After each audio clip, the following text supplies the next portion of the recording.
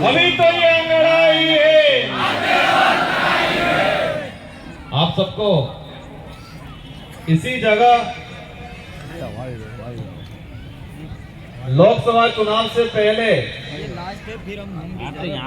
मैं आया था, साथ ही हमारे मंचासी इधर क्यों आते हो? मैं यहाँ पर आए थे, देखना तो टीवी पे देख लो, लाइव चालू है वहाँ पे। और आपने सब आए तो सबको लाभ तो दिल से हमारा मान सम्मान किया था।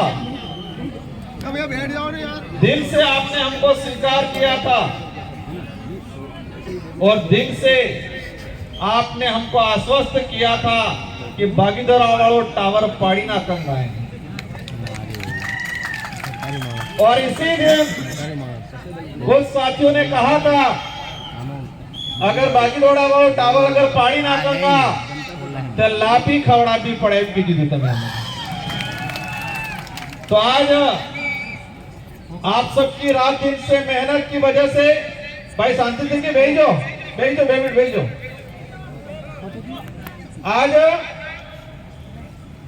आप सबकी रात दिन की मेहनत की वजह से, आप सबने मेहनत से कमाया हुआ पैसा खुद का किराया करके आके मन सांसद बना जो, और साथ ही हमारे बागीदोरा से भाई जय कृष्ण जी को विधायक बनाया, और साथ ही हमारे आसपुर दरियावाद सभी जगह आपने मदद की। मैं आपको तहे दिल से धन्यवाद देना चाहूंगा इस मंच से। मैं मेरी बात शुरू करने से पहले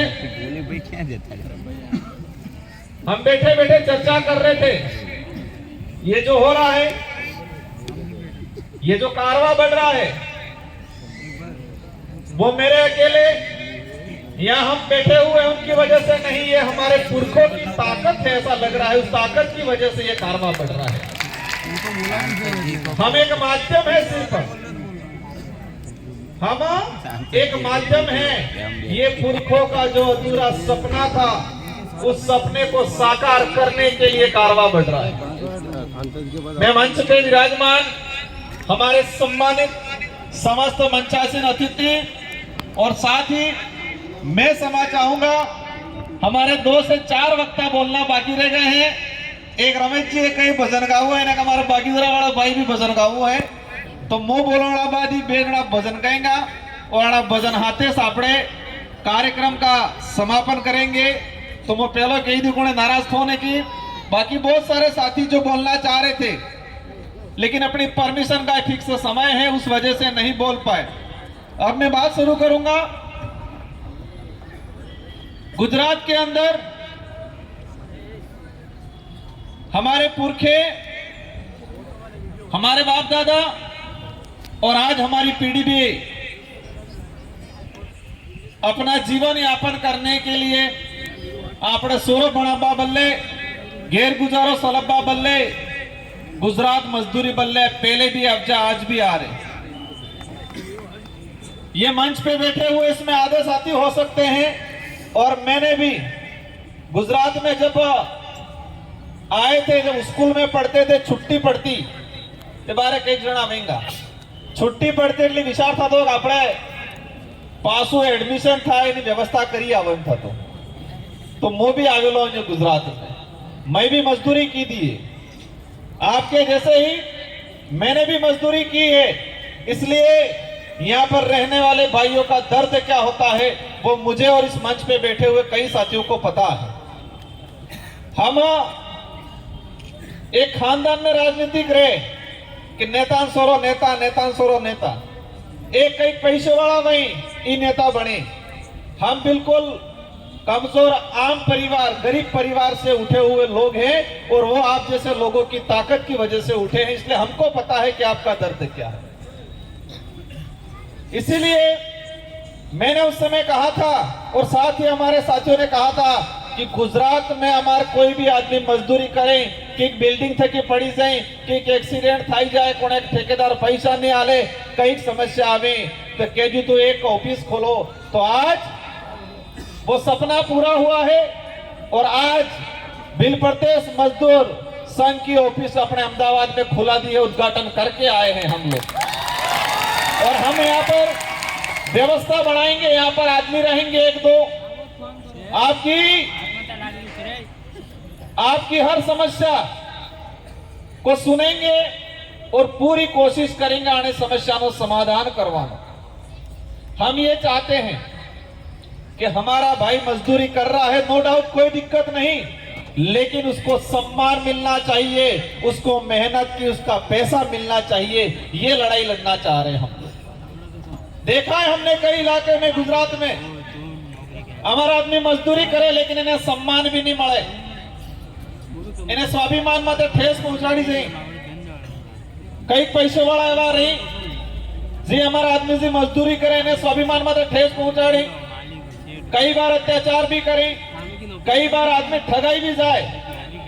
लेकिन आप सबकी जो यूनिटी बन रही है, आप सबने एकता बढ़ी रही है, एवे आबा वाला समय में वो वदा थावा नहीं देगा।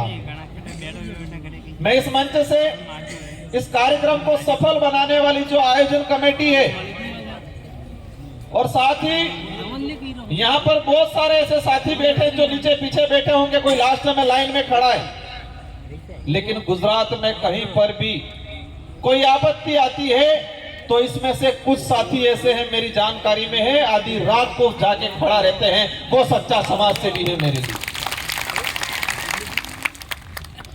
आधी रात को कई साथी गुजरात के साथी हैं, हमारे राजस्थान के साथी हैं, कई ऐसे साथी हैं कि भी खबर पड़ी जाए हमारे पास सूचना आवे हमें कहा तो रात्रि 12 बजे भी उठीन जाइन पीड़ित आदमी हाथी उबा रहे। ऐसे बहुत सारे साथी आए, हो सकता है वो लास्ट लाइन में बैठा होगा, लेकिन वो सच्चा समाज सेवी है मेरे लिए, आप सबके लिए। साथियों, आज जो जरूरत क्यों पड़ी आज आने की, हमें खुशी इस बात की है कि हमारे इतने भाई बहन, हमारी कई महिला आई है, कई बहनें आई है, कई बड़े बुजुर्ग है, कई पढ़े लिखे BA शुदा आदमी भी हमारे बच्चे आज मजदूरी कर रहे हैं। एक खुशी बात है, खुशी इस बात की है कि आप सभी हमारे प्रति, इस विचारधारा के प्रति अच्छी भावना रखते हो इसलिए आए। लेकिन थोड़ी तकलीफ भी है कि हमारा भाई मजदूरी करने के लिए परिवार घर बार छोड़ के यहाँ पर रह रहा है और कई जगह सोने के भी फाफे पड़ते हैं, खाने के भी फाफे पड़ते हैं, ऐसे भी भाई हमारे रह रहे हैं, वो तकलीफ भी दे रहा है। लेकिन ये समस्या 1-2 सालों से नहीं आई, ये समस्या लंबा समय हो गया आ रही है। हम एक साथ नहीं कर सकते समाधान, लेकिन ये जरूर के जा रहे हैं आज, तो आने वाले समय में ये संख्या यहाँ कम कराएंगे और राजस्थान के अंदर बांसवाड़ा डूंगरपुर में भी हम छोटे मोटे उद्योग लगाएंगे और हमारे भाइयों को रोजगार दिलाने की कोशिश करेंगे।